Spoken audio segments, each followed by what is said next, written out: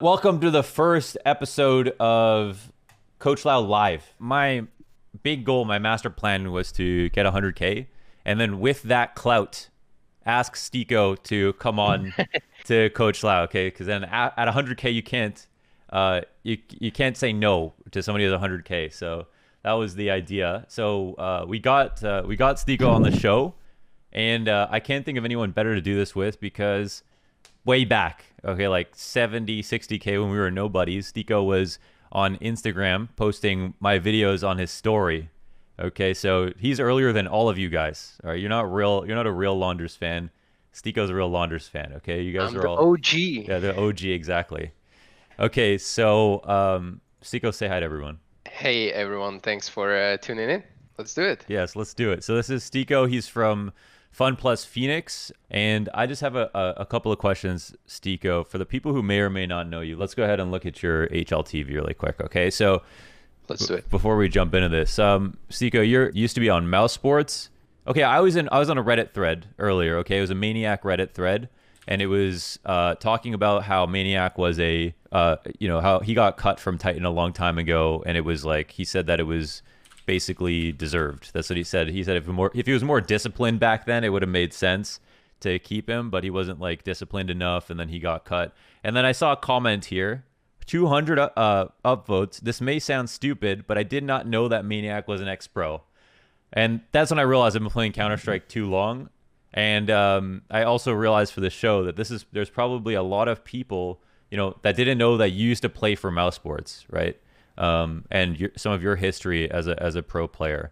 And I think the really interesting storyline for you is that these last 2 years have been your best 2 years on record in terms of your rating with a lot of maps played for a team, and you've improved as a player, at least statistically. And it always felt like when you were on Mouse Sports, you were kind of looked at as the hard support player of the team in almost a defamatory way, like in a way that was kind of like, Yeah. oh, you almost weren't good enough. But now you've kind of had this remodeling of yourself.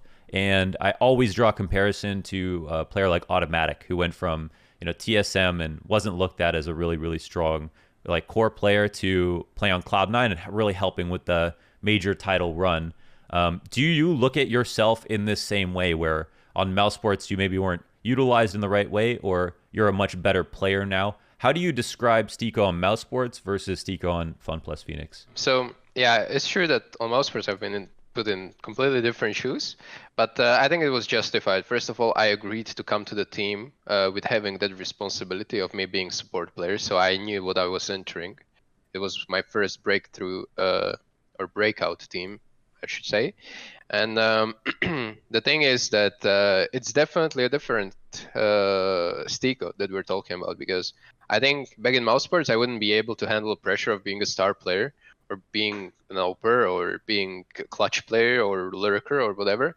I just had to be put in positions that I was the most impactful at, and also taking into account what teammates I had. I had insane teammates back then. I had Robs, I had Oscar, I had Chris J, I had Sunny. He was in his prime basically, and it was really hard for me to find a role which I'm excelling better than these players. But one role that I found was just being a support and doing all kind of dirty work and entering. So that's what I took, and I took it really with grace that I can help these teammates, and we were winning some championships. So I think it was all worth it. And okay, I get a lot of hate for the stats, but yeah, it's part of the. It was part of the bigger structure, and I was glad that teams that picked up me later saw it actually, that I was a part of the structure, and I was a vital part as well. Mm. So Now, if you live that life too long, is there a chance that you could be absorbed by the perception of oh the yeah, public, and that, yeah, that that can actually have an impact on your confidence and stuff?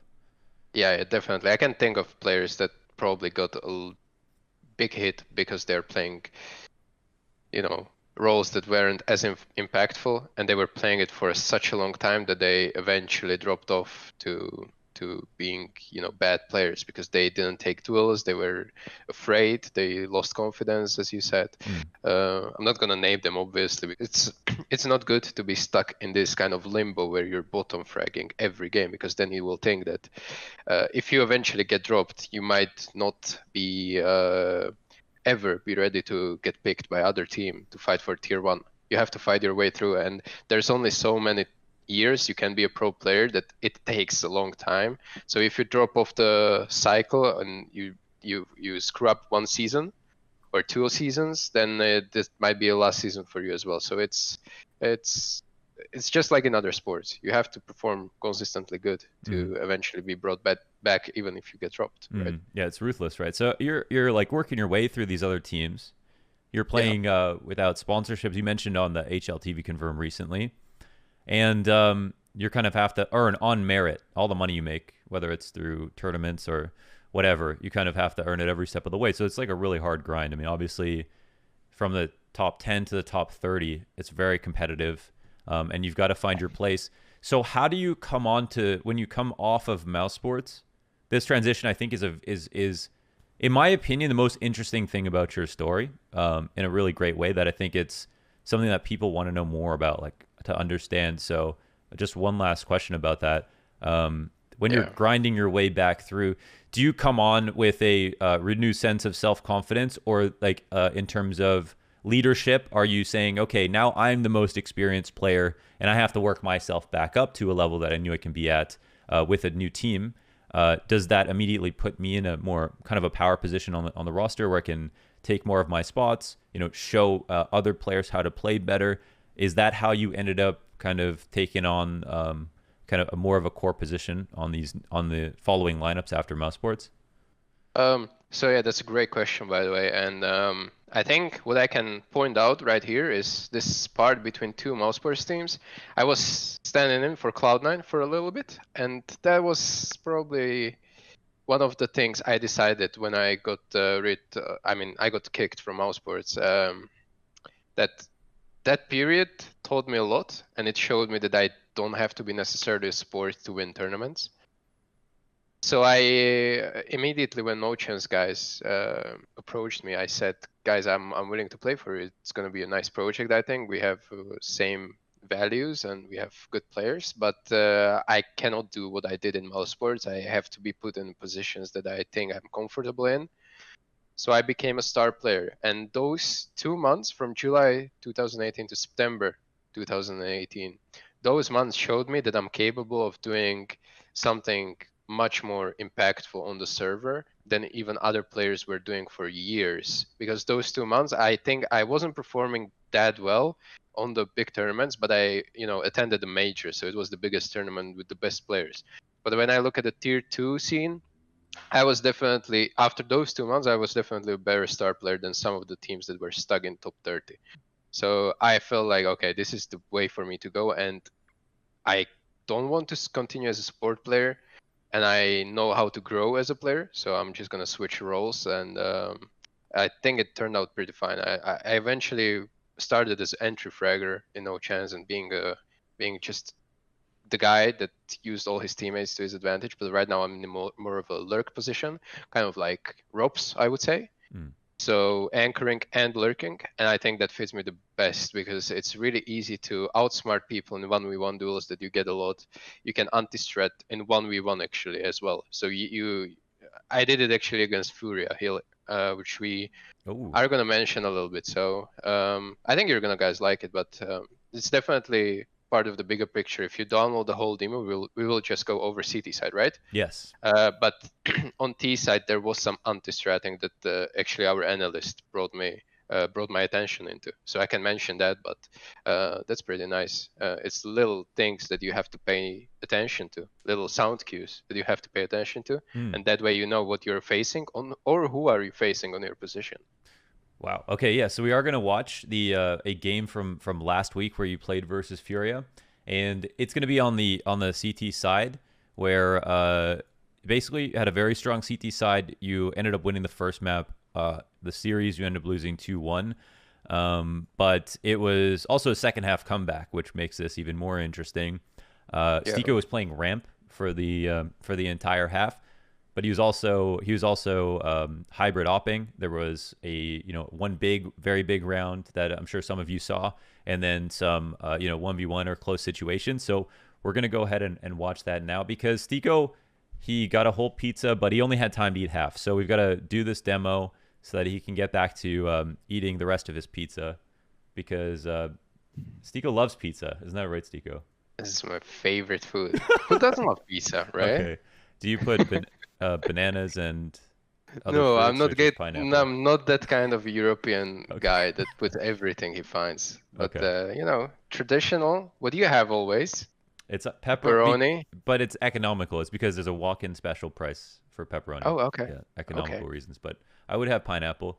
Okay, Stigo, before we go into the game, actually, let's do one more Right. thing Let's because go. the fans they care about settings more than they care about mindset. They care about communication. They care about aim, crosshair placement. It's all about what res you're on. So, is there anything about your settings that you think a lot about, or okay, why do you play on such a low sense?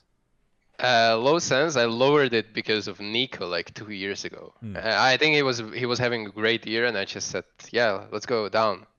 Let's see how this goes. Actually, because I started lurking and I played in Nico's positions as well on T side, and I think in pro games, it's rarely happening that you're dying in the back. So people arguing like you have no time to turn around and kill the guy. But in pro games, it doesn't even matter if you're against the guy that is like right behind you. You have no chance even if you have Voxic sensitivity. Like he's gonna kill you no matter what.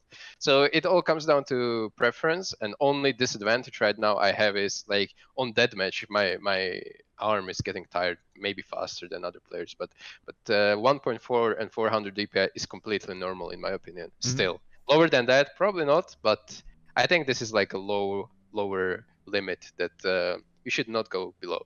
I played my best season on 1.4 or 400 for sure. So I use that. I stand behind that. Resolution 1280 by 960. I'm not going to ask you a question about this because before we started, I asked Styko, what's your resolution? He said, I forgot. I said, oh, do you change your resolution a lot? He's like, nope. Just forgot. So it's not don't know the think about. numbers. Okay. The numbers are hard to remember. So just sorry to break your dreams, but resolution is not the reason that you're bottom fragging. Okay, he doesn't even realize what his res is, and he does just fine. Some video settings here, and yeah, it's all on params.gg, this Apex run website. They're not sponsoring me, but I'm still advertising their websites. Apex, if you hear this, I accept money. Okay, let's go ahead into the game. We've got both cams on, so Styko can wave hi to everybody at home. Everything's good. By the way, this is not my crosshair. I understand that you copied it from params.gg, but it's bugged, okay? And I didn't copy anything. This is from the demo, Styko. Okay, so the demo, it doesn't like me. It's not my crosshair. I will just... Okay, all right. And it's minus 14. Minus 14? No, that didn't change at all, did it? I don't think... wait, sure. Wait, I think you have to... disable crosshairs in the demo, or like disable player crosshairs. All right, let's play this crosshair. It doesn't really matter. It's similar. Okay, you're telling us you've never used this crosshair before. I used this, but the gap is a little bit different. It's just the valve when copying crosshair with Seal Crosshair Style 1, it doesn't really work. Okay. It shows this crosshair. It's not mine, but yeah, it's fine. It looks like a Nordic compass or something. You know? Yeah, I have a different gap on this one, but everything else is all like pretty good. The thing I found really interesting about this demo was that you didn't have to hit a lot of hard shots in a good way, in the sense that a lot of the kills that you get, and you have a very strong CT side, it comes from just really good positioning. It felt like you were mostly in control in this half, and why we're watching this demo with you, and what makes this more special than my Galaxy brain watching a demo by myself, is being able to understand what you were thinking in the game, and like all the different communication and stuff that we miss. So if there's anything that you want to talk about specifically, and actually I've got something right now, feel free to jump in. So the first thing is, it's a question about spots, okay? Because here we can see you have a gap on ramp, and you're holding out. So I wanted to ask, you can talk about that for a second, and also I just want to quickly ask, how is it that you learn new positions and learn new angles? Learn new positions and angles is just being on the empty... You can actually pause it right now. being just on the empty server, running around and just figuring things out. Like, okay, I can spot this crack, and if I see someone, I can jump there, and I have another angle, then I can fall off still pretty safely, and like maximizing the amount of CT-sided angles that I take in, let's say, a ramp rush or ramp take, right? So this is being on an empty server. This is one way. A second way is obviously just watching demo of a player that playing your positions on pro level, or even not even like that pro level tier 1, but tier 2 teams have pretty good ideas actually, because they are theory crafting a lot more, I feel like, because they need to get an edge over those tier 2, tier 3 teams, which is insane competitive right now. So they have a lot of gimmicks that might work well for you. And if you create it default out of those gimmicks, then they don't become gimmicks. They become routine, and it's really hard to play against you. And you have your own style of play, which works against some teams, against some it doesn't. And this is actually really funny. By the way, one reason because we chose this demo is because I still remember the comms. It was just recent history that we played this game. So I still remember some of the comms. And this is actually pretty funny because I told my coach, he's allowed to talk, that he should spec me this round. And whenever he sees terrorists in a gap, he should call for Farlik to throw flashes because he's under heaven and he's having them set. And so I just can focus on my crosshair and aiming instead of communicating to Farlik that flash now, you know? But the funny thing is they didn't take ramp. I didn't spot anyone in crack, and Farlik rotated outside, and then they crossed. You will see it right now. You can hit play right now. You can as well, actually. Go ahead. Oh, yeah. See if that works, because I can't even see that. Yeah. Okay. All right. So right now I spotted him, but look at Farlig in radar number 9. He's under heaven or something, checking outside, and now Devil Walk is screaming in TeamSpeak, flash, flash, flash. He's nowhere in a position to flash. And I'm like, okay, I'm going to be on my own, I guess. And I see the second guy jumping right now as well. So I know it's a ramp take, or I'm going to face off many people. So it's good for me to take this tool. All right, so ideally he's turnpike flashing for you. And then would you stand in the same spot if he was going to go for the flash? Yeah. The flash is designed not to blind me at all. So he can just spam flashes while fight these people that are, first of all, they're always jumping. First guy will always jump into you. And I always have to hit that headshot, and it was pretty hard to hit on art, but I did. So it was pretty good. The icons show that I was flashed while I killed him, which was not true. It just fell behind me. And that spot is good as well, because you're dodging most of the flashes that terrorists are throwing. So that's pretty good. And I fell back immediately because I know that Farlig is away and there's no support for me. So I try to get one jumping kill there. If I don't get it, it's completely fine. I go down to B. If I get it, then we're in 5v4 and I've survived. So it's all good. If you're I managed to go down. What's the situation like if you don't get a kill and then you rotate down? Is it just a bit scarier, but you just have to still rotate? Yeah, I will go down basically behind side, I think, and the thing is that I just have to hit one extra shot when they're coming down, actually. My teammate is rotating towards long doors, double doors, or single doors. Depends on the rotation, they will call it for me. Hey, Martin, I'm long doors. They open it, and I know I have to care about right side of ramp while they have my left side. If they're single door, they have my right side, I have to have my left side, right? And it is 1v2. We didn't know exactly where he is, but I did a classic move in the smoke when it's fading, and I spotted him right there when it was fading. And I saw it on a demo from Yuri's perspective. He didn't have a clue I was in the smoke, and I saw him actually. Do you confirm that stuff when you have a position like that to go and look at the demo and see if you phase the smoke properly, or if you have the right angle? Yeah. I saw it on the stream as well that Yuri was completely unaware that I was there, and I already saw him before the smoke dissipated, basically. If you have this round, yeah. I was just gonna say, can you explain what phasing smokes is for people who don't know? Yeah. Okay. So basically, you're sitting in a smoke when it's fading away, and you will see the enemy just much sooner. That he's staring at the smoke when you're inside of it. And that creates advantage for you, that you will just see him a little bit earlier, and he doesn't have an idea where to look. He has to clear all the angles while you have a general idea where he is. So you have advantage there. You don't have to adjust your crosshair as much. And this is, by the way, this strat, this anti-eco is anti-strat. When we were playing with Sunny, we were having a lot of issues with the vent dives, even in scrims. So we decided that Furia will vent dive. They have like billion of strats of vent dives. So anti-eco, I started instantly down, and my design position was, I don't know if you don't probably see my mouse when I'm hovering No, on not the the mouse, no. game. But my goal on this anti-eco is to play backside on top of the backside, basically, on top of that little balcony We call behind the that silo. clock. Right behind Yeah. it? Yeah. Yeah, right behind it, but on top. If they come ramp, basically we give up ramp completely. If they come ramp and they go down, it's really easy for me to play from there with M4 against Glocks or Deagles that are coming from ramp. So it's just an A map for me. But they vane dived, and I got the confirmation, and they opened the door, and I just had a pretty good 2 frags there. But it doesn't really seem that often that terrorists are gonna meet CT right there. Usually the never. CT is just rotating, but it was anti-strat, so I started instantly down. I was gonna just ask. smoked ramp. Yeah, this was anti-strat definitely. Because if you were at ramp and you don't kill them crossing to get the plant. Yeah, exactly. And the Eagles, which they might have this round, the guy can just post up in the single door while the other guy is trying to plant. And when you're killing the planter, if the guy hits shot on you with the Deagle, it's pretty much round over because you have nowhere to rotate from. So that's really risky stuff. But obviously that Deagle shot is super hard. This is pretty straightforward. They didn't even make it down besides those 2 guys. So what do you? I want to also ask how do you find out who wants to play ramp? What's the kind of player that likes to play ramp, and like what is ramp about?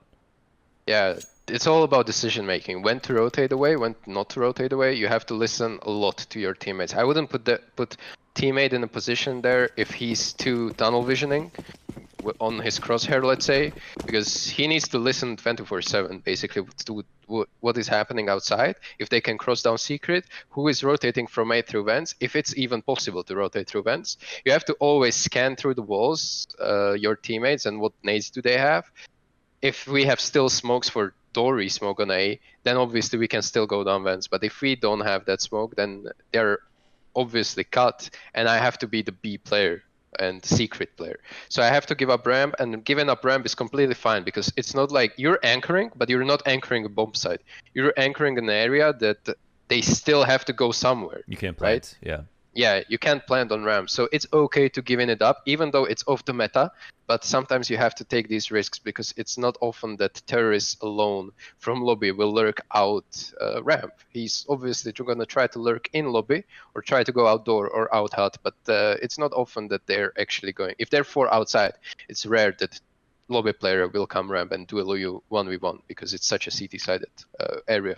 You know, you can have billions of angles and it's really hard to face. So right now we're going into actually first gun round. This is my routine, just molly.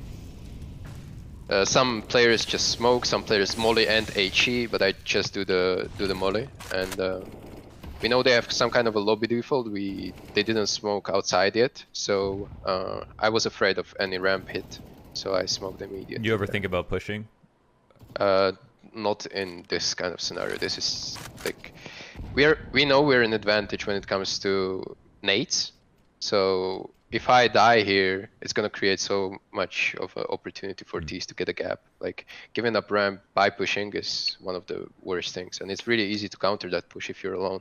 I mean, I think there's like 3 off angles only in radio area that it's really hard to clear for CT. Yeah. This is, by the way, really good angle. This is headshot angle, even if they're crouched. You see, I leave a little bit of a gap on the left of the box. So if they're crouching, I still see them, and I can dink them through the box, which obviously does only like 30 damage. But it's still a good thing to have because not many terrorists will crouch into this angle. But if they do, I will win the duel anyway. When you look at the HP, they will not headshot me immediately. Do you see how Naf plays on top of the box? Oh yeah, on top of the box, it's also good. Yeah. I love to do it with op, and this is the mistake that I did, by the way. I'm gonna pause here. I see the time, it's 2v4 right now, and I saw Junior outside with the C4, and I see that it's 20 seconds left, and I dueled him, and I was like, alright, this guy has to go A if they want to win the round. So I overpeak here, and he kills me from like CT blue area. But it's a death for me that I take any time of the day, because then I understood when I died that, okay, they're saving. Like, they're not going to win the round anymore. There is no way in 20 seconds that he can make it with C4 from there. into main, into A, and clear everything. And you see Sunny and Zen on right now on A, and Asger, Madden is, Farlik. No, it's we call each other, first name. So Okay. Farlik is right next to me in heaven. So we're basically all for A. So if they decide to go A, they're dying. If they're saving, we're winning the round. So we're okay with that. And I overpeak here, and I didn't have idea he could cross there. I mean, I had an idea, but if he did, we're winning the round, so I didn't care that much. Just a small timing, but yeah. So basically, what you're saying is like, if you fight him, Technical death. technical. You have time on your side even if you die. So yeah, you guarantee the info, or you get the kill, or you die. But either way, they can't really win. Yeah. Okay. Exactly. All right. Right now, what we have? I got dropped AK, which is really powerful on ramp because I take a lot of headshot angles. So getting that extra kill. So this round, very impactful. So this round, I wanted to get you to talk about what it means to apply pressure, because you're just going to be putting spam down. They're not putting pressure on ramp at you, so you're going to be like spamming a smoke and behind your molly, and explaining that, and then explaining timings. I think a little bit later on in the round. Sorry. Okay. Just playing really safe here. We're killing lobby lurk, so it's really good. And right now we have information. There's a lot of them outside, and I'm deciding whether I need to help there. Do I have time to help my teammates or not? And I didn't have time, but I heard Art here jumping up all the time. So there's a bug in CSGO. I don't know if it's bug, but it's been around forever. Even if you're silent jumping up, especially on these boxes or in a back vent area on Nuke, lower, if you're jumping into vent and you're inside vent, you will hear that jump. I don't understand how, I don't understand why. Or even if you're vent, the new boxes on B side, those only 2 boxes on B side, if terrorist plants the bomb and he decides to jump up and you're in vent, you're gonna hear that. Really? Whoa. Yeah, you're gonna hear that. And it happens awfully consistently, like 80% of the time. Like if you're in vent in 1v1 and terrorist plant on B, you can just stay in vent, and if you don't hear anything, it's pretty much confirmed he stayed somewhere on the ground of B side. So you don't even need to pre him up. Yeah. And I heard him here, and that's why I'm gonna be super paranoid where he is coming from. And I'm gonna take one really strong angle here, which I'm gonna showcase soon. This is the angle I want to talk about. And this is pretty big secret actually. I don't know, a lot of people are using it, but actually when terrorists are flanking heaven right now, you can see the shadow of the railing in front of these stairs, right, on the ground. Can you see it? Yeah. So if terrorist is flanking heaven, no matter what pathway he takes, if he's going on top of the railing or even just normal way, not top of the railing, you will see his shadow if you have AK or M4, if you're not scoped in. If you would be scoped in with AWP, you would not see him. It's just the shadows work that way in CS. So right now, I'm basically holding heaven. You don't even know that, but I'm holding heaven right now. Yeah, because I would see the shadow, and I would call to my teammates, guys, once heaven, he's going to flank you A. And I can look up at that moment. So weren't you saying when you're scoped in, you're saying the shadows won't render through the scope? Yes. Really? Yes, exactly. With AWP, with Krieg, with Scout, with AWP, you will lose shadow advantage all the time, no matter the distance. And I'm paranoid about lurk from ramp because it's super silent. And I was thinking the guy that jumped up heaven that I heard is waiting for some confirmation. But yeah, this is just how I'm checking, and I'm really paranoid here. Just because you're like hoping he finally peeks you so you can not have to worry about ramp. I'm re-clearing outside because we were paranoid. We didn't have any information. Now I decided to take a matter into our hands, and he stepped there on the ladder. So I heard him, and I understood immediately when he went ramp like that. Okay, he's alone, and they're gonna be. And this is, by the way, we played this bad with Madden. We should have killed one more guy here. Like, I overpeaked on Junior right there, which was unfortunate. What was the better way to play? How was the better way to play that? I think I should have go with Madden on the right, both of us. I was trying to still deny the plant, but it was unfortunate that Junior made it past the angle and planted before I got there. But we didn't hear the tap, so I took a chance and I tried to kill from the left. But I should have gone on the right and tried to trade from there. So Right now we are open. You're I open, have yeah. glass cannon. Yeah, I have a glass cannon, which is right now in the beginning of the round. It's pretty obvious. I have open ramp because I didn't throw anything, and all the time during gun rounds I threw molly before, right? But right now when they mollied here, I got a confirmation basically that they're either hitting A and they're afraid of a flank from a radio, or they're not even in lobby and he's just applying pressure. Anti-strat or just standard default stuff? This is standard default. I mean, that molly just showed me that, okay, they're not really... They're scared of ramp more than we are, so they mollied it, right? So that's why I left it and I gambled on the fact that they're gonna be somewhere else. And look at our weapons and nades. I mean, we have to do something to win this round. And I have the best weapon on the team, so I have to roam around and try to find a gap. And right now we know the C4 is stuck somewhere in the lobby. Yeah. So here, yeah. I wanted to ask you, you commit to the rotation onto the floor upstairs. Yeah. So you leave. Is this so you can just be somewhere brand new because you know they're just not going to go ramp? You're confident? First thing, I think they're not gonna come ramp because of that molly that they threw in the beginning. And also we know that one guy Vayne dived, and they have stuck C4 somewhere in the lobby. So they have to either come ramp, either come outside to secret, or go vent dive, and they have to bring the C4 to their mates on B.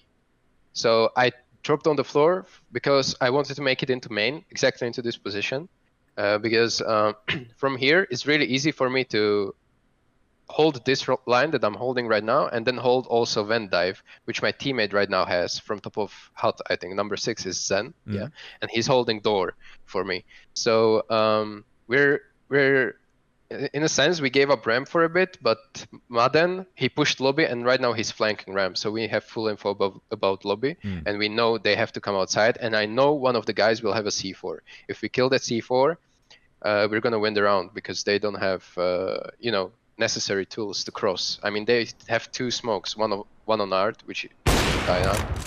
So we just know that it's going to be really easy round for you right now, for us right now. And okay, I'm gonna pause this real quick. What happened there was, I can't see my. All right, what happened there is that Farlik got the information on outside with scout from heaven. He missed the shot, but then I got a shot on outside guy. I don't know if it was Junior or Yuri, and I jiggle peeked, and there was a timing where Vinny crossed without our knowledge. We both jiggle peeked, Farlik and me jiggle peeked randomly at the same time, and we didn't see him. It was so unfortunate, and we were like, wait, no, I'm telling here, wait, no, bomb didn't cross, chill guys, he has to be in lobby or outside. And then we suddenly hear Vinny opening door on B, smoking C4 and planting the bomb, and I'm like, okay guys, sorry, maybe they did cross. But it was all good. We went down here and we did pretty nice retake. That was a chance shot. Yeah, and actually pretty close. So if you knew he was, so here you knew, did you have a feeling he would just push, or you just have nothing else to do while your teammates get set up? Yeah, kind of both, because they're in 2v4 and they have to make a play before the retake starts. There's not enough positions. If we like sandwich them from ramp, double doors and single doors, they're gonna have a really tough time. So I knew while I was waiting to do at least something, and that's hold back fence, and luckily he just walked into me. So it was kind of heads up play right there. I didn't have anything to do while I was waiting for teammates. Yeah, so you found a way to be useful, and that was that's something really, again, like when I watched this game back, I was, I think, most impressed by the fact that there was really no trouble when it came to you finding your kills. Were you just kind of in the flow of things, like everything they were doing was making sense to you, so it wasn't too confusing for yourself to figure out where to rotate or when to take fights? Yeah, it wasn't, but it's good that you point this out, because it's really hard to notice these things when you're watching actual game on live stream, right? Because it's really easy to miss. But when you, for example, do these coach law things, I think you do a really good job at pointing these things out, which there's not enough room in the casting, time that you bring these up. And this might, by the way, this round might seem really funny if you go back. Can I go back actually one round? Yeah, go for it. It's fast now. Yeah. Okay. Do I have to wait? Oh, it's the bottom arrow. Oh yeah. Yeah. Right. I have all binds, but I don't use demo UI that Yeah. often. I just want to mention real quick that while we were talking that this is pretty funny. Actually, starting Groot to hold on B, like who does that? When I'm looking at this, I'm like, what the fuck am I doing? Like, What, you mean going ramp look floor? how I start. Yeah, I have M4 now. Yeah. I dropped my AWP away, and I molly ramp, just my routine. I'm going on B, and I'm not even taking the left route to go into secret, but I'm going on the right, and I'm just like, This is like what am you're I scared of a doing vent there? dive or something. Yes, exactly. This is exactly what's happening. We were scared of vent dive. That's why I went that way. And when we had the confirmation from A players that they didn't vent dive, I went to secret. I should have gone probably through glasses because they can hear these doors from miles away. But this is how I played it. Can we bring actually the Oh yeah, if you just press G, it'll bring that G? back. Yeah. Okay. I didn't want to screw No anything worries. up. Okay, we gave up ramp. This is the anti-eco that we played second round. This is anti-strat, by the way. So we were scared of vent dive.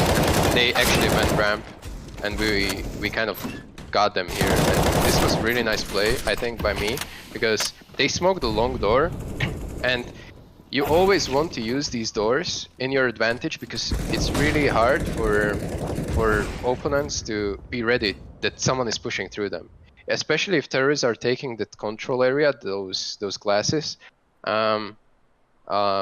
They think they have a control of long, and they will try to plant the bomb. But you see here, even if my teammate didn't kill the guy planting, I would be the guy who kills him because he wouldn't be ready for me.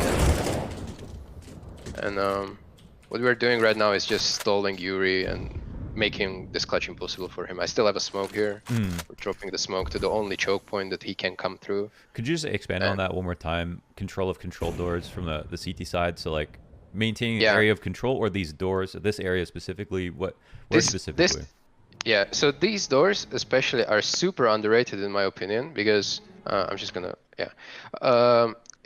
even if terrorists are coming down secret, for example, and you're only B guy, it's really good that Naf is doing this a lot, by the way, and he got a couple of highlights already where he just plays B side and he made execute from terrorists. He opens the door and he flanks the window guys from the stairs, because terrorists are unaware that there's a gap and it's really hard to hear these doors to be opened because there are nades coming in and talks and super comms fast. and whatever. Yeah, and you just insta flank two guys with nades in hands, and usually terrorists are more concerned about vent drop than opening these doors and being flanked, which is kind of really in the meta right now, that terrorists are not really watching these doors. If they're coming from this area that I'm right now in, and they're coming from secret, they're most likely to go heavy through the glasses, not the doors.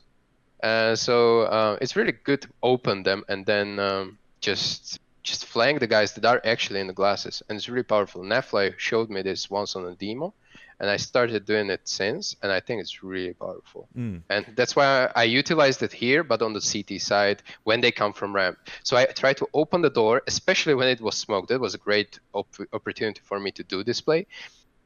They smoked it and they expect me not to push through, but I actually did, and I would have killed the planter right there.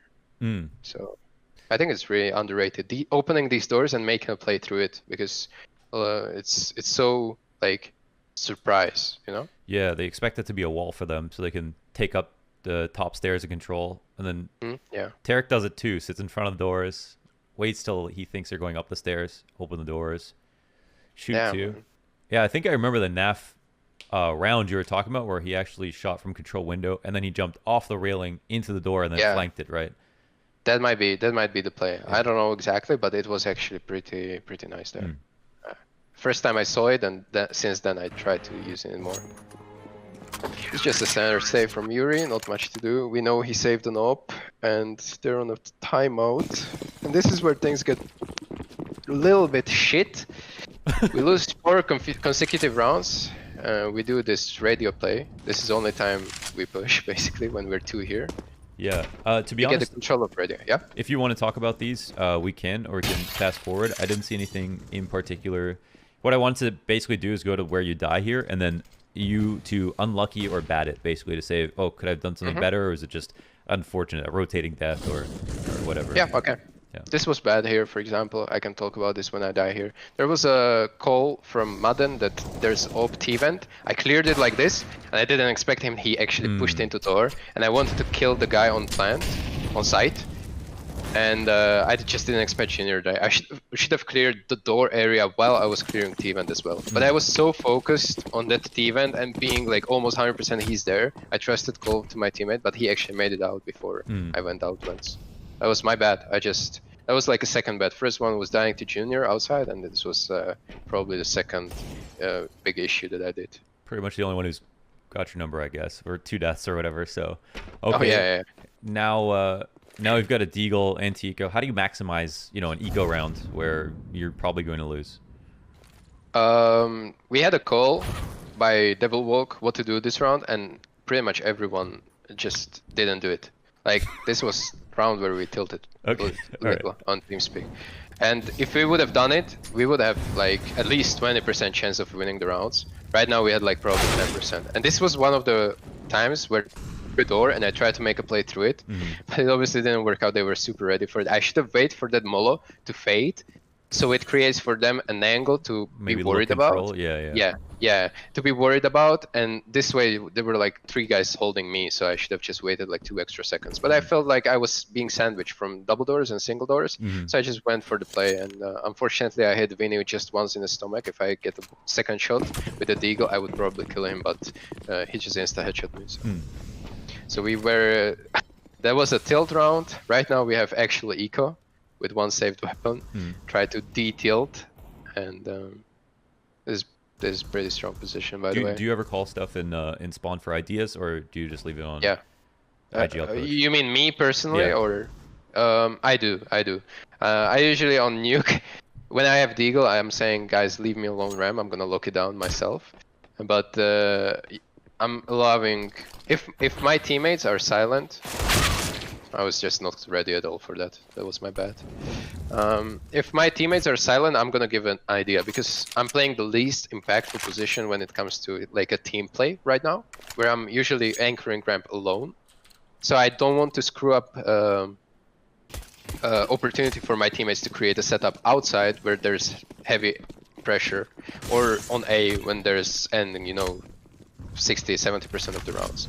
So we're oping again.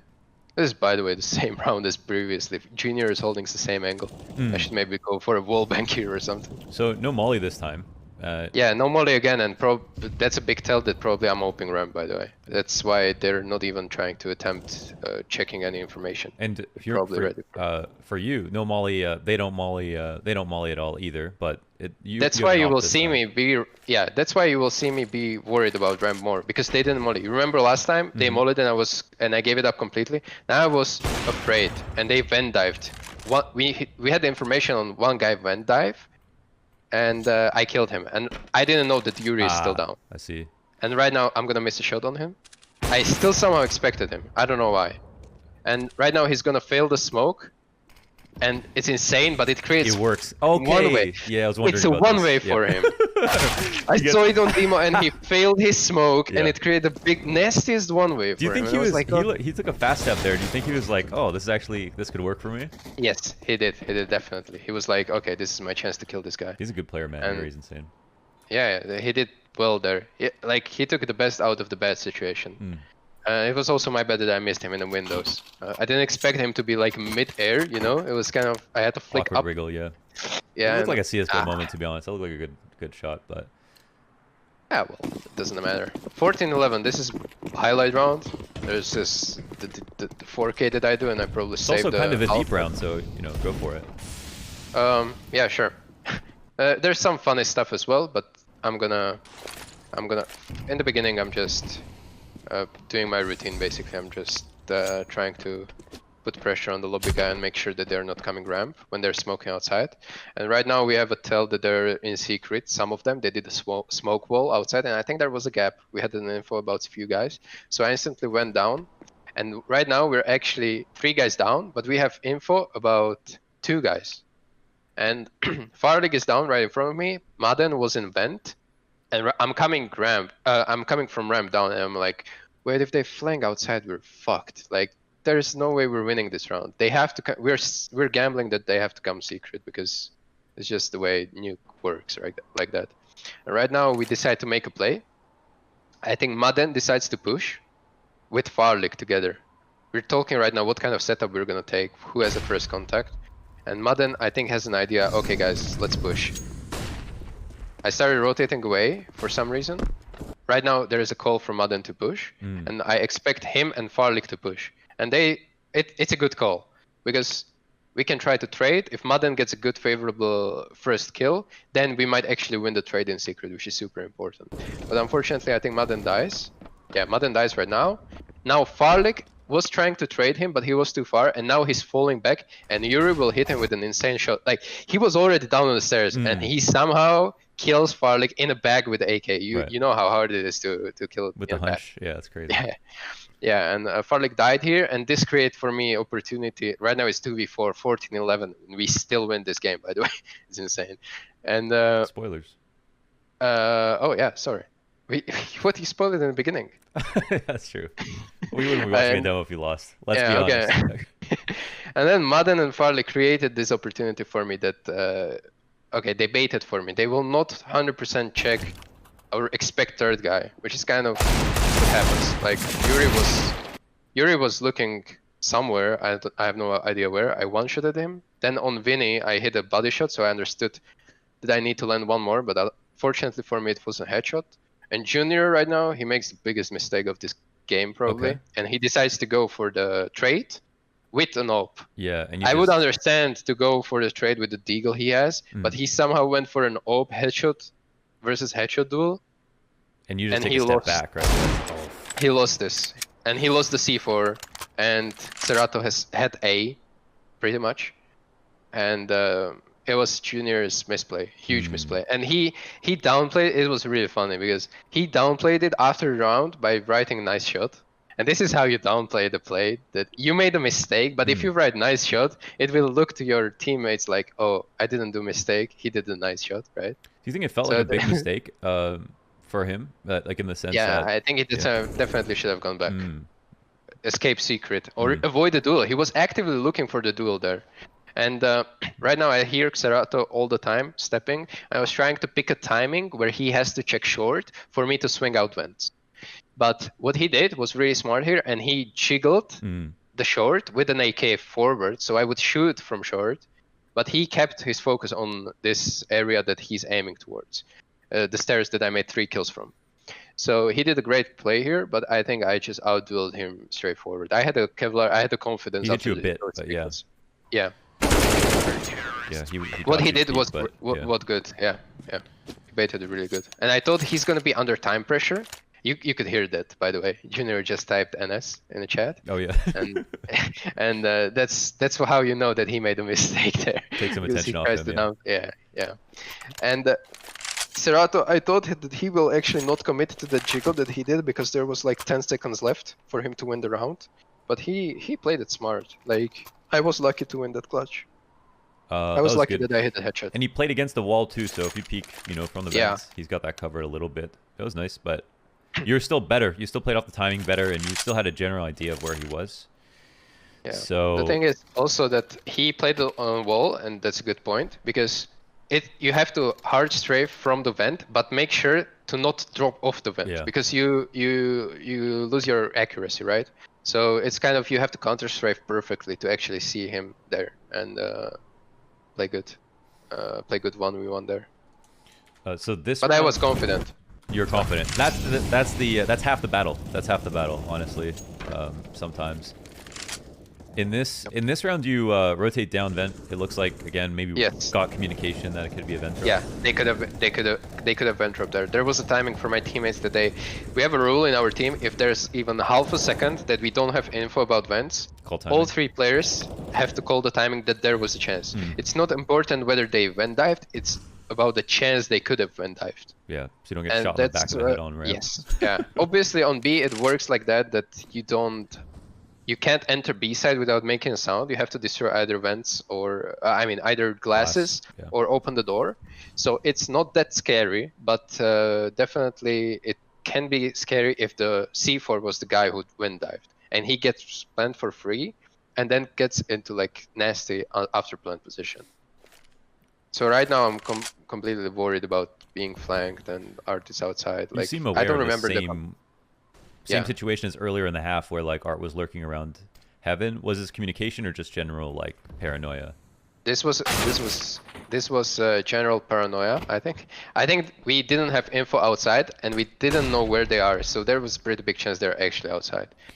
And yeah, Art was just saving in his like CT. So I obviously didn't clear that angle because for me, if I get killed from CT, I know we're winning the round. I don't care that much. Yeah, you're also I'm rather focused on the angles that they can actually kill me from and still win the round.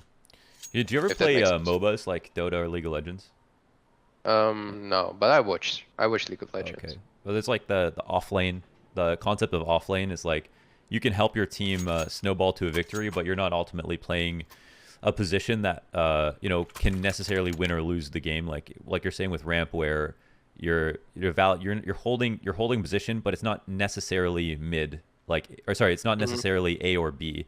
So if you die, they can't actually plant the bomb. So you have like more freedom to be able to leave your spot to go reinforce other positions or come back later or drop down.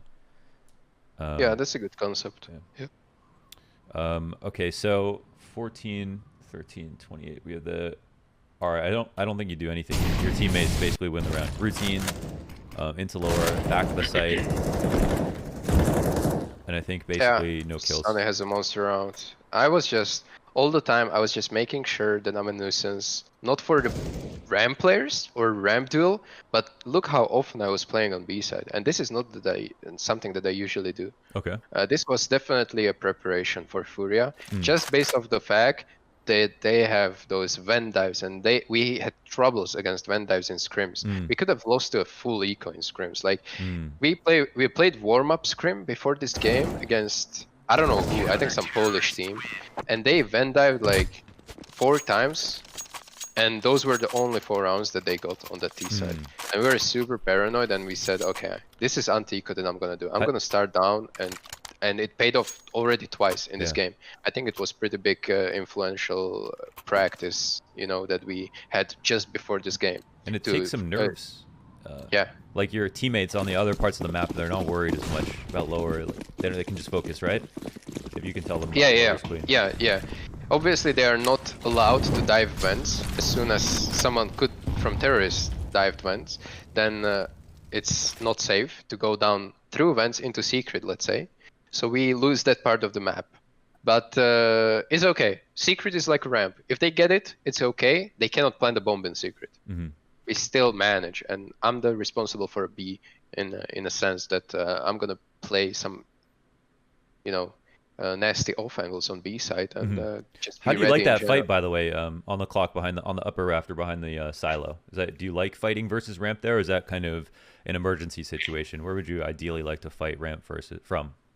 I think it creates infinite amount of off angles that you can take on the guys that are running either on the left side or right side of the you know, that bridge area above the B side. So it's really good. I don't think you should duel the ramp because they have AKs and it's really easy to even hit you there in the head or even pre-fire you because you have such a low amount of space to use behind that silo because you know, it's just Counter-Strike first. They will just and they can still move forward to B side while holding you, if that makes sense. So they peek you from ramp, right side or left side, and they see you there, and they can press W, go to B while they still have you in a crosshair.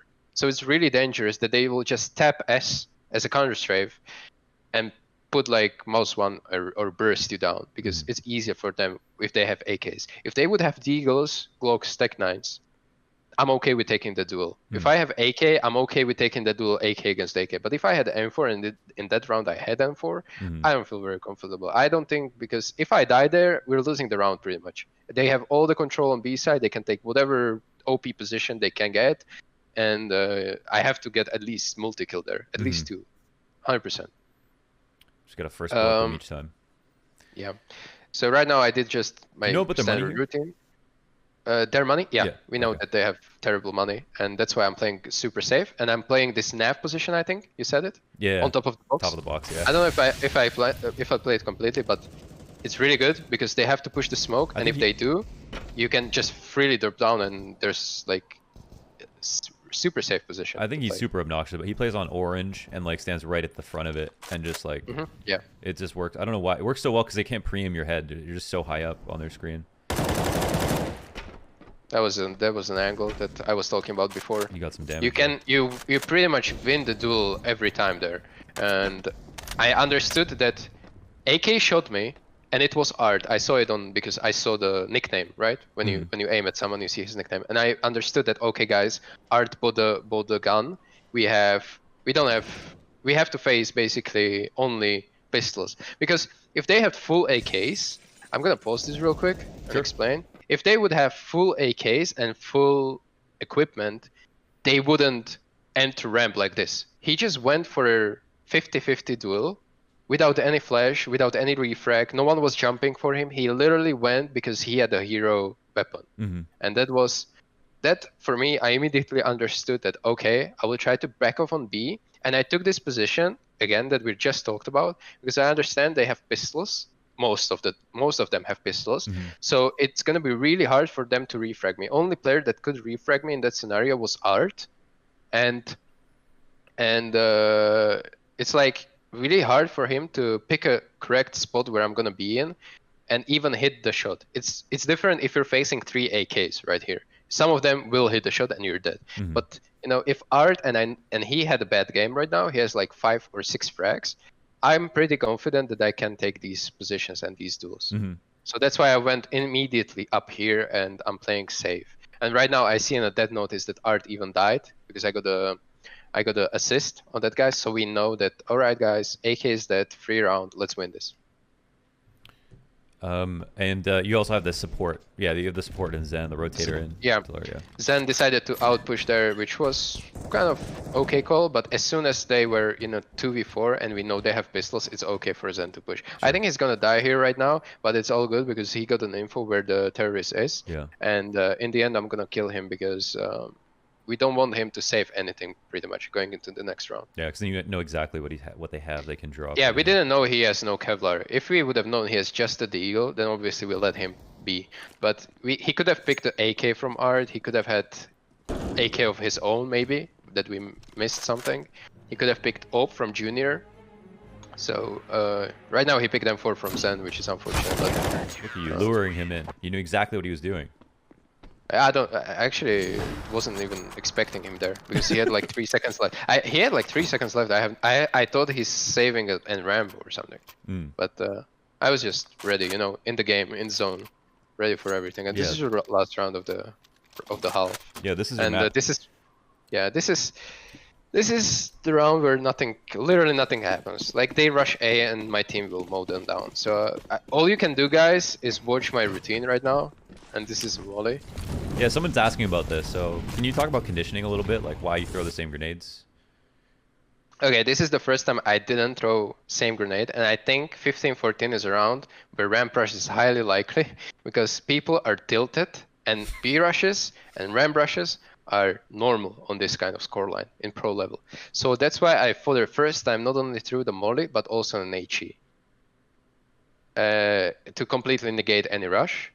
And they did rush. It was a correct call by me. They just rushed A. It was that. This is why I did a little bit routine differently. So I wanted them to die in the flames. And conditioning is that I decide to smoke. It's really hard to say because it depends what they do outside. What info I give or I take from my teammates. If they did the wall smokes of, let's say, 2 smokes or 3 smokes outside, I understand they have 2 smokes left and they will probably not come, you know, heavy A execute because they just don't have that many smokes left to smoke of main, to smoke of door, molly, whatever, to smoke of heaven. I'm trying to say that it's really feeling based. If I hear a lot of steps in lobby, I try to smoke because I'm afraid of O peeking. But if I hear op outside, I'm obviously not gonna smoke. I'm gonna try to lure that AK to duel me because I think I still have a good chance of killing him even if I have M4. So I'm not gonna smoke. I'm gonna save it for late round. Let's say for A retake or stuff like that. Usually you see me smoking in the scenarios when they have eco, and I just don't want to get killed, and they will pick up the smoke and will win the round because of that on B. That's also one thing that I condition myself in. So I want to use my nades when they don't have nades in case they hit some insane trade on me or some nasty deagle shot. They don't pick that important nade to win the round. If they pick up a flash, I don't really care. Like on B side, there's not many set flashes that you can do to help yourself as a T. But if you pick up a molly from me, or you pick up a smoke, that can turn the whole round on its head. So you can just block off a huge choke point by that, and it will force us to save. So I don't want terrorists to pick that. So against ecos, against deagles, I'm trying to use all my nades as soon as possible. Obviously chain them, so I don't throw smoke in a molly or whatever. But it's really important for me that I don't give up these utility for terrorists to pick up. Oh, that makes sense. So now it's an upper hit, and you don't have to do anything here at ramp. Are you ever worried about some kind of late lurk, or are the comms just like they're hitting full upper? Yeah, hit the red button? The thing is, it's really hard to see if they're actually going full upper because there's billion flashes coming your way, and it's really hard to dodge them. So it's most of the feeling wise, and I see that Farlig is killing Yuri, which he would not be killed in a default scenario. They're obviously coming A.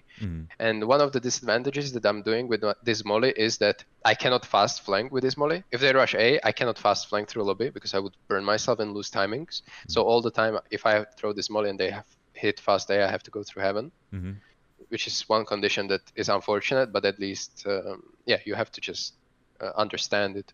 And also, on any A hit, as a ramp player, you have to watch for the flash assists that terrorists are getting in case they're killing your teammates. Because if, for example, Art would get a flash assist on, I don't know, when Vinny kills our A player, Madden, that tells me that Art probably is in lobby holding a ramp push, or he is in roof trying to throw the flashes through the skylights, right? So flanking, you have to understand that if Art would have this flash assist, and then while I'm flanking lobby from ramp, and Art gets another kill on someone on A already, I'm pretty sure that the flank is not covered, if that makes sense. He's not going to be on the right side lobby, which is super hard for me to clear as a CT. So I have a free pathway to either hut or a door. So you take into account these little things as well. Flashes are super OP in Nuke, by the way. Because you kind of know what flashes are in the meta, and there's not much in A rush. You either flash like through the door into main, or through the roof, or you have this outside just before you enter lobby. There's a sky flash that you bounce it off the framing of the windows, and that's the most popular in A rush because it blinds the backside, it blinds heaven. So you want to keep in mind that whoever is flashing that is mostly reliable or responsible for lobby flank. And if this very guy gets a kill on A, you almost know that no one is holding that lobby. So right now, I smoke there because there was a time where we killed Yuri and there was no further kills coming in, which is kind of rare. So I was afraid that we stopped them and they're actually turning back to ramp. So I smoked this, and they have to come in through the smoke, and I play really close to A right now. So actually, if they come A, and we lose the trades, which obviously right now we didn't, you see it in the dead notice, we mow them down. But if we would have gotten into trade scenario and clutch scenario, I'm really close to A right now. I'm just under ladder, basically. While I have still full control of ramp, and I would even kill two guys, because one has to come through the smoke jumping, that's an easy kill, and then probably second guy I will out-duel because he still has come through the smoke. There's nothing that can flash me here. So yeah, I also just want to bring out that this is smoking when you're using a smoke, to use the smoke where you can actually watch it. So if he's, Styko's playing turnpike, he's not smoking deep in the ramp or bouncing it off the corner. He's just throwing it here right at the end so you can actually see the smoke. Because normally they could just go through it. Ramp, Yeah, exactly. They could just go through it without the smoke having any effect. Right now, it has an effect. They're super scared of it, and even if they would come ramp, which obviously they're already dead, but if they would come ramp, then it would be just easy for me. Right now, There's nothing. That's it. there's nothing. This is boring round for me there. That was But it's almost always on the low buy. It's almost always A rush, Van dive, or ramp rush. That's why my routine changed there with an HE. Just so you understand. Yeah. Dude, that was really awesome. I feel like that was incredibly instructive. I'm actually super happy to. Oh, sorry, I'm moving your mouse. Yeah, there. no worries. So used to. Yeah. Okay, well, did your brain? It's a bit bigger now. Expanded a bit. Yeah, it's a little bit bigger now. Yeah, I can see on the webcam Wow, that it's you awesome. just You can turned see into that's so Giga awesome. Brain 200 IQ. Guys, did you enjoy that? Did they? I don't know. I don't see the chat. You can't see the chat. You can be honest. Screw Okay, you. I think some people, yeah. Okay, yeah. Lots of people enjoyed it actually. Guys, if you want more content just like that, you got to head over to Styko's YouTube channel. Okay, because not only is he doing content like this, he's uploading his POV, sometimes recorded with an IRL cam to get that real LAN feeling, standing behind a player. And you can actually watch him with comms play his matches that he's uploading, because he's got, not only is he a gigabrain in the server, he's smart about branding. I see what he's doing with these thumbnails. He's smart about starting his YouTube channel. He's keeping up with the content and helping people learn how to get better at CS and give people a window into what pro CS is like. So that was definitely awesome. And honestly, not all players are going to be this well spoken or be able to explain all of their thought process. He definitely has a gift for it. So Styko, that was wonderful, and one day I'd love to have you back on if you're down to do it. Have another outstanding performance, maybe on another map, on another spot. You just have to hit another 100K on YouTube. Oh my God, you got to make me juice it to 100K just to get you back on the show. I respect it. I respect. You're a star player now, Styko, so it's got to come with the ego. You know what I'm saying? I mean, it's pretty tragic how we got into it. Like, what you wrote in HLTV confirmed Twitter, and then I wrote you that I want to be. That's true. You DM'd me, yeah. I mean, you can. I mean, showing these DMs to someone, that's pretty tragic, honestly. I don't know why I'm here. You got yourself actually. Yeah, you're the reason this show is happening. It's not me. I'm actually just pushing buttons. You're the one who shoved yourself into the show. This is great. But it was always the goal to have you be the first one on For Coach Loud Live. So. Hopefully 200. Thank you. With this content, maybe 200K is coming fast. Man, I can't count the nights that I slept like into your video, if that makes sense, if the English is correct. Oh, yeah. Like, I'm watching your video and I'm actually learning something, and then I fall asleep. It's not that it's boring. It's just very calm. Yeah. It's a calm, things, and it's productive for me because I see how other players are playing. For example, if you would have player playing ramp on Nuke, I would first of all learn some new things, maybe some new nades, and then I'm learning as well how to play against him because I'm a lobby player on Nuke as well. So it's kind of double effect productive. That's nice. I loved it. Yeah, that was great. Okay, 200K guys, we got to juice it, and let's try to get Styko to 10K. All right, let's start there. On his YouTube channel. Yeah. Let's at least get him to 10K on this channel. You guys have the link. Styko, any last words? Anything else you want to shout out? Twitter, Instagram? No, it's actually, Styko has a great Instagram. So, yeah. I've been pretty inactive lately, so I'm sorry about that, but I'm going to start working. But times are tough. Times are tough for Instagram content for sure, but yeah. We're finalizing our roster, so we want to have that set, and I'm like having a little break off of social media. So after that's done and we have full lineup, we have tournaments coming in, we come back and we fix this, and we have sick content for Instagram as well. The stories are where the magic lies, and I'm inactive on that one so far. So I'm gonna make some good stories for you guys. Okay, well, thank you so much, Styko, for coming on the show. I think that's gonna be. Thank you. You're lucky to have seen it live, so you can say you saw it first, but it's also going to be on YouTube at youtube.com/launders. So I hope you enjoyed that. Lovely. Okay, bye, everybody. Yep. Bye-bye. Take care.